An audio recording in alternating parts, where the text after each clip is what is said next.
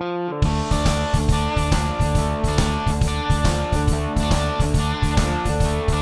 lot of people think that processing stock is basically donkey work, it's stuff that you don't ever want to do.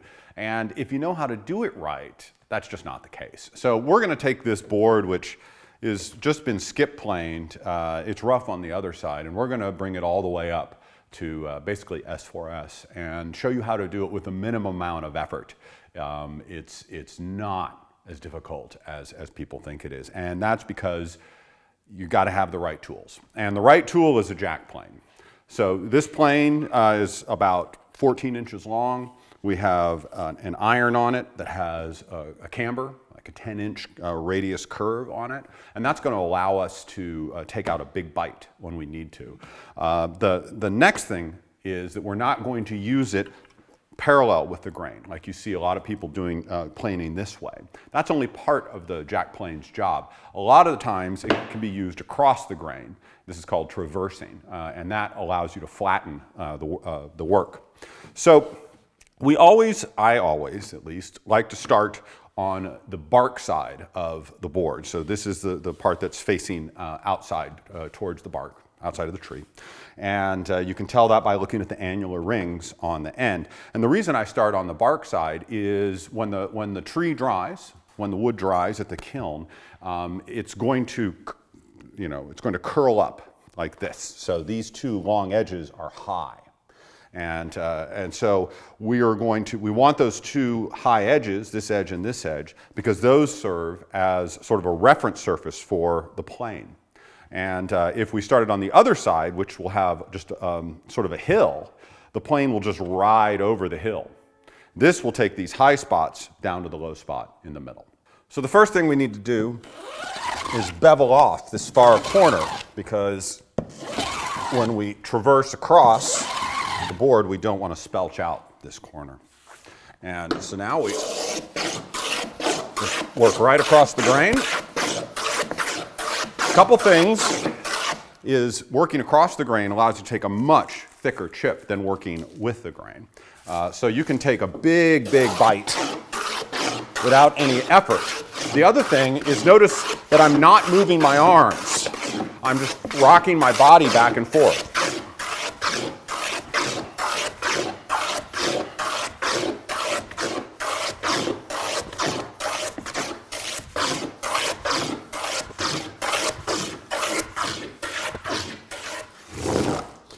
Now, if this were the underside of a tabletop or the back of a cabinet that I was processing by hand, this would be the surface I would leave once I got it flat. It's a nice rippled surface. It's what you see on traditional work. So what I'm going to do is I'm going to take the plane along and see if I've taken out these two high spots. And it looks pretty good, but what I'm going to do just to make sure they're down is take a couple with the grain passes where the high spots are. And you can use the side of your plane as a straight edge. So we can see that when we get to this point, we know that it is pretty, coplanar in a lot of places. But what we don't know is if either of these corners are high, if the board is warped, twisted, or inwined. And so to determine that, we use what are called winding sticks. And these are fancy winding sticks. It's just two straight lengths of wood. You can pick them up off your shop floor. And these will exaggerate any twist in the board. So what I'm doing is I'm going to bob my head up and down here, and I'm going to watch the lines on that board to see if both ends disappear at the same time. So I'm just bobbing up and down. So what I'm looking for is I'm trying to see if this corner and this corner disappear behind this bar at the same time. What I'm seeing is that this is disappearing first and this is disappearing second. So what that means is this corner is high and this corner is high, because trees respond predictably. They twist predictably. So they corkscrew. Almost all trees do. Now, trees can be kind of weird. So occasionally you'll get one that just has a corner up. So we have two high spots, essentially. Now, when we worked across the grain, we were trying to remove the high spots here and here. When we're going to remove twist, we're going to remove the high spots here and here. So we work diagonally. A lot of handwork is just taking high spots down to low spots. If you can find the high spots, then you can take them down to the low, and you're done. Now, I'll be honest with you, you get pretty good at telling if a board is twisted just by eye. So winding sticks are a bit of a kludge, and that did it. But they're a really good teaching tool for teaching your eye to see when a board is twisted. So this board has 4 corners that are all now in plane. So now I can decide what I'm going to do with this board. I can flatten it with my jointer plane and bring it to a real flat surface, which is what I can do, or I could just leave it with that jack plane surface. But we're going to assume that this is going to be used like a shelf or a side or something like that. I'm not worried too much about tear out.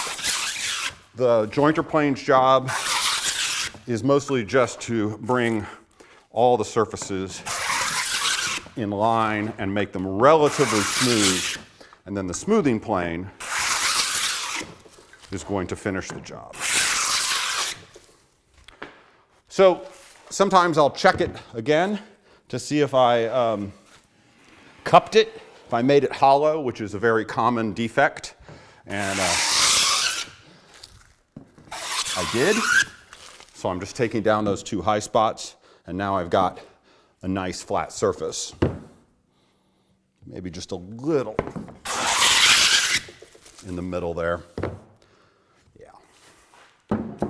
Now, keep in mind, this is all going to be flattened with a smoothing plane, so this surface is not the finished surface. This looks pretty gnarly to me. The next thing we're going to do is we're going to get a true edge. So we have one true face, so we're going to put it in the face vise. And then I'm going to make this edge 90 degrees to this face. So if it's rough like this is now, I'm going to start with a jack. Remove any fur.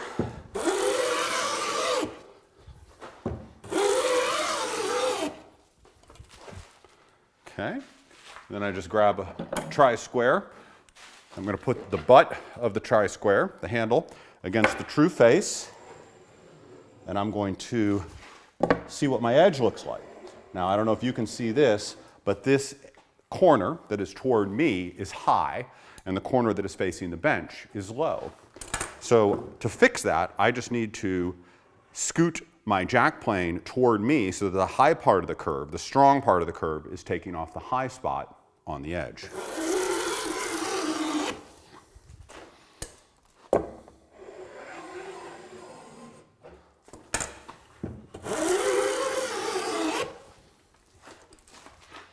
And once I get it close, and that is really close, then I can finish it up with the jointer plane.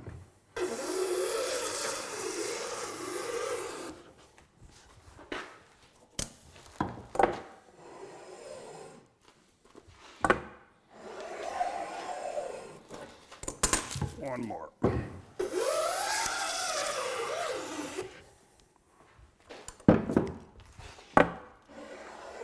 There we go. Nice and true.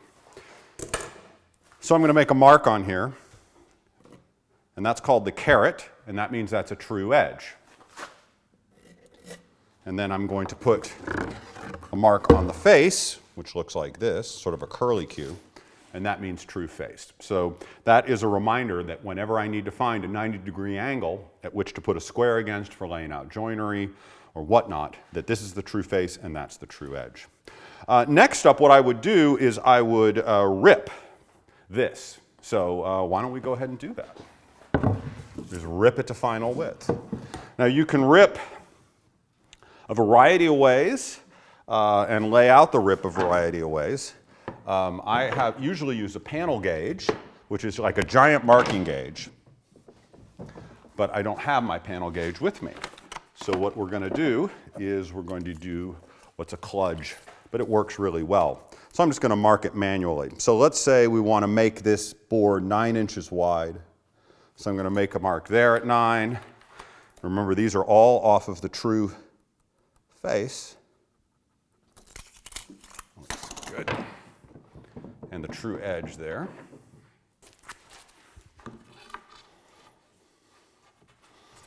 So I'll make it's almost long enough, so we'll make a third mark.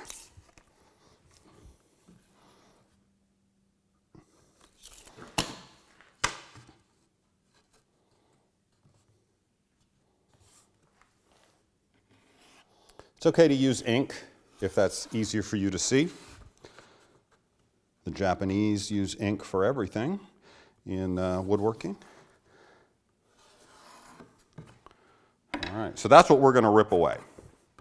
Now, I could jack that away with my jack plane, but instead that's so much to remove that I'm going to use a small rip saw. So this is just a panel saw that has about 8 or 9 teeth per inch, filed rip. And carpenters will rip down on those saw benches, but cabinet makers think that's pretty crude. So what we're going to do is what's called overhand ripping. So we're going to start on the line, make a nice long curve with the saw nice and low, just like we did before. And I'm going to make one small modification here. Sometimes I forget when I have metal dogs I can do this. This is one of the things I like about metal dogs. So you can use the snouts of the dogs to hold the work down. And much more stable ripping environment. And then once the cut started, then you start moving the saw up to make it aggressive.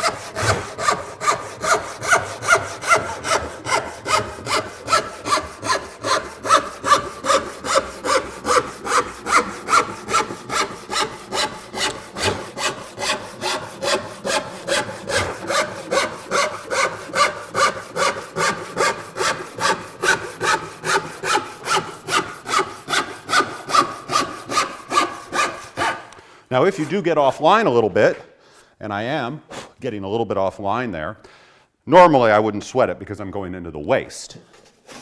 But if I am sweating it, I will lay the saw down into the kerf and nibble away, and once again create a nice long kerf, and then go back to the overhand rip. As you get to the end of the board, you need to take it easy because you can easily split this whole thing off and it'll split off back here. So that's why I grab it with one hand.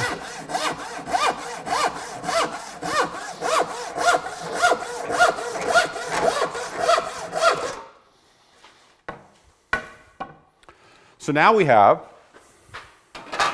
a true face, a true edge. The second edge is parallel to the first. So we can come over here in our face vise.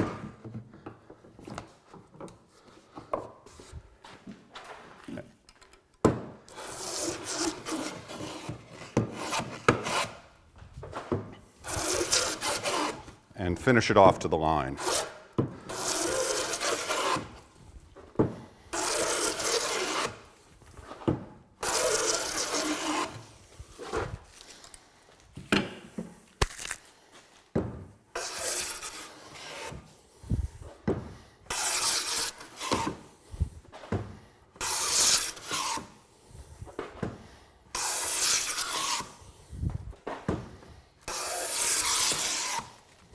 All right.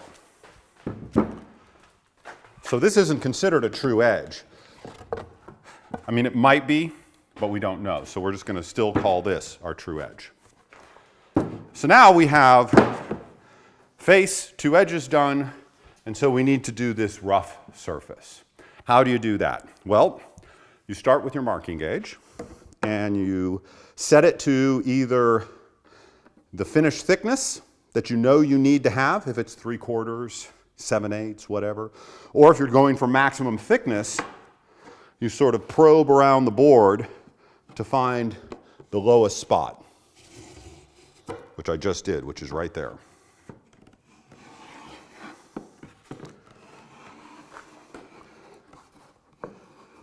And notice that I've got the head of the gauge working against the true face. So what I'm trying to create is a parallel line, a line that is parallel to the true face all the way around the two long edges and two ends.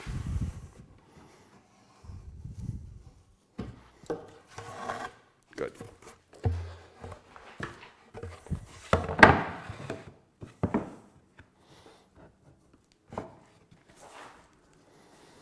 Right. Now, basically all that's left is to work down to this gauge line. And I'm going to put this gauge line here and here. Make it easy on myself to see.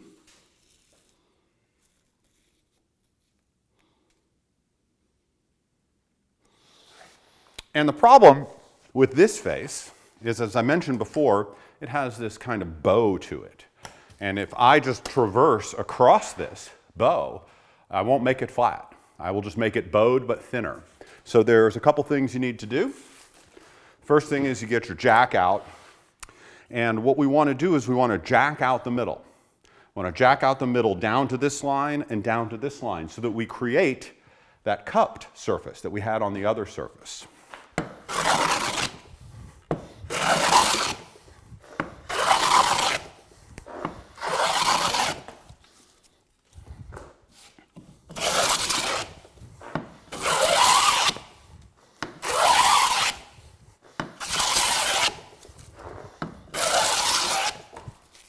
Almost there.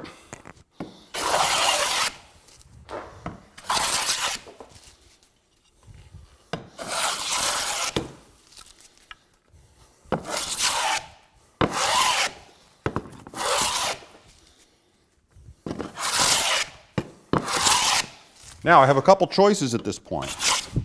I can simply continue to do what I'm doing. I could keep working these down to those lines, and that'd be fine. Or if I have a lot of material to remove, which I don't actually, I probably would do exactly what I just suggested, which is just continue to work with the grain. But let's say I had to remove a 1/4 inch of material. Then I go back to this.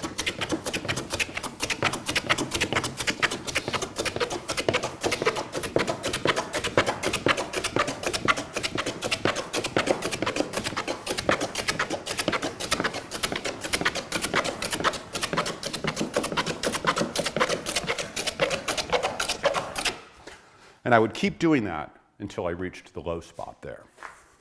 But as I mentioned, the easier thing with this board is just to continue using the jack with the grain.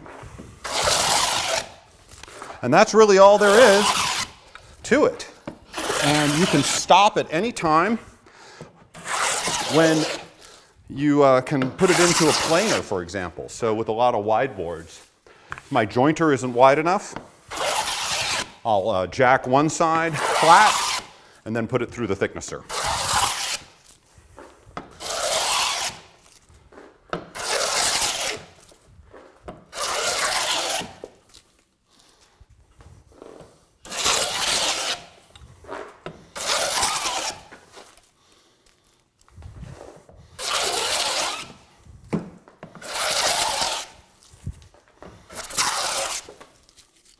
All right. So now the rest is up to whatever this board requires. I did sweat a little bit. Must be out of shape. You know, if this needs to become the outside of a project, I'm going to take the joiner plane and the smoothing plane and finish it up. If it's an internal piece, that's probably all it really needs. But as you can see, it's not hard to make boards flat, and it's not hard to make a big honking mess.